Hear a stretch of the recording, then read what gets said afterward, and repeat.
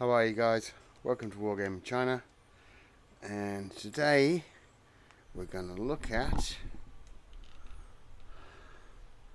two 37mm infantry guns. One made by the Eastern Free Provinces Arsenal at Mukden, and that is the seal of the Eastern Provinces of the Mukden Arsenal. In the other, a product of the Henyang, or the first arsenal, and there is a pattern mark of the first arsenal. Now, during World War One, it was unique conditions of warfare, and it was decided, especially by the French, that they needed a portable, high velocity gun that could be carried forward by the infantry in order to deal with hastily prepared defences as the breakthrough continued. Now, the weapon the French designed became known as the 37mm Infantry gun, and was used by many sides from 1916 onwards, especially America. When America ended World War One, it believed that the 37mm infantry gun was going to give its forces some edge. Or at least that's what a lecturer told me when I went to a lecture about the American Army in World War One last year. Now, if we look at the infantry gun again, World War One, there were so many new things for war. People thought, the end of World War One, do we need infantry guns? Do we need anti-tank guns? Can we use mortars, the 82mm Stokes type mortar, instead of infantry guns? And as you know, many armies decided to abandon the infantry gun. And other armies, such as the German Wehrmacht, decided to keep it but upgrade it to 75mm. Now, by the end of World War One, most countries had decided that because an 80mm mortar could fire a heavier shell further, and you could do it from cover, it was a death knell for this 37mm gun. But not so in China. As in China, from 1920 on, two arsenals, the Henyang Arsenal, Shenyang Arsenal, or the Mukden Arsenal, it had so many different names, the Mukden Arsenal, decided to produce them. Now, they produced probably each arsenal about 8 a month for about 10-12 years. And then, for the case of the Henyang Arsenal, Japan invaded Manchuria, and the arsenal went out of production. So, these weapons had a very small operational period. Now, the reason these weapons came about is because Hotchkiss had designed its pom-pom guns with a 37mm shell case. Now, these shell cases, people looked at them and thought, that's a good size for high explosive objects. Now, I must go back to 1888 and the Hague Convention. That convention had stated that the smallest type of explosive shell could be 37mm. So when we get to World War One, World War Two and onwards, when we were using 20mm high explosive rounds, they were all illegal under the Hague Convention.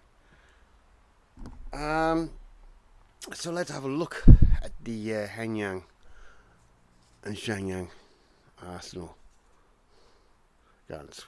So for this gun, I've got it in service with a more generic Chinese force for 1939 onwards, and for this one, it's serving with a Guangdong clique.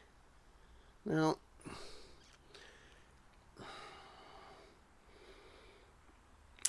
although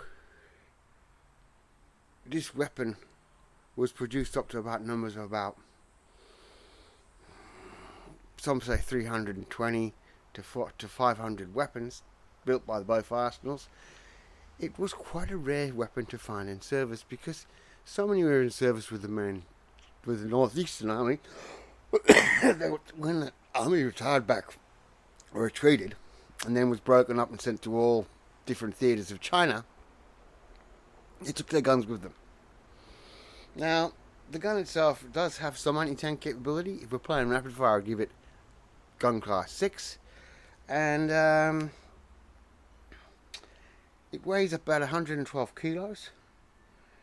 Its elevation is 6 to 16 degrees. The projectile weight is 400 grams. And the muzzle velocity is 434 meters a second, with a range of just over 3,000 meters, which is all pretty handy. But it wasn't good enough for the old Marshall.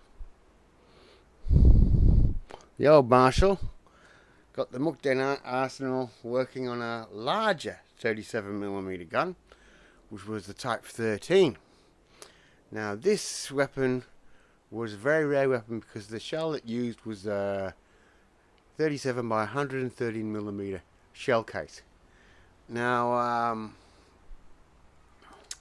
that's a rare shell case, and it's a copy of the Japanese. But I'm not going to go into the Japanese infantry guns right now because they're a different story, and I'm figuring it out. I just want to do the Chinese one separate, and this will be a short video because I have mentioned this gun in passing on many videos, and I wanted just to do a video so that you can look it up for yourself. So let's get back to the Shenyang Type 14. So the Shenyang Type 14 weighed 110 kilos. It could elevate from -3 degrees to 15 degrees, but its projectile weight was 600 grams, which is 200 grams more, so a third of a bigger projectile than the other infantry guns, and it cracked them out at with muzzle velocity of 450 meters a second and a range of 3,300 meters, which for me means that the Type 14 is should get into the gun Type 5 category because of the speed of the weight of a projectile and the speed it's traveling at.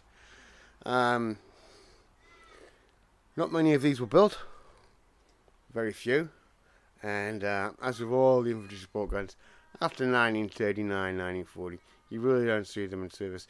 The authors that I'm quoting from, Ben Shi, would tell me that, you wouldn't see them in service past 1938.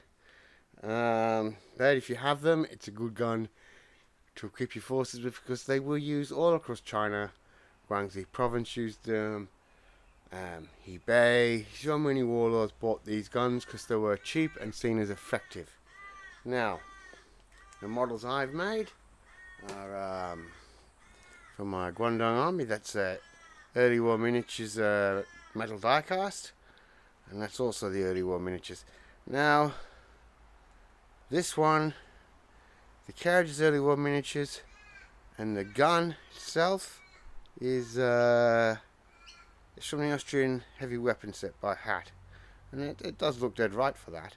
Crewed by Airfix World War One British Infantry, Guangdong by obviously my Airfix World War One Doughboys with head swaps, and 1/72 miniatures for the generic gun. Now, as I said, this was just a quick one because it's been raining. I got rained off today. I've just got a little bit of time this afternoon. So if you like it, press like. And if you really like it, press subscribe. I'm always looking for more subscribers. Alright then, that's 10 minutes on 2 obscure guns. Thanks. See ya.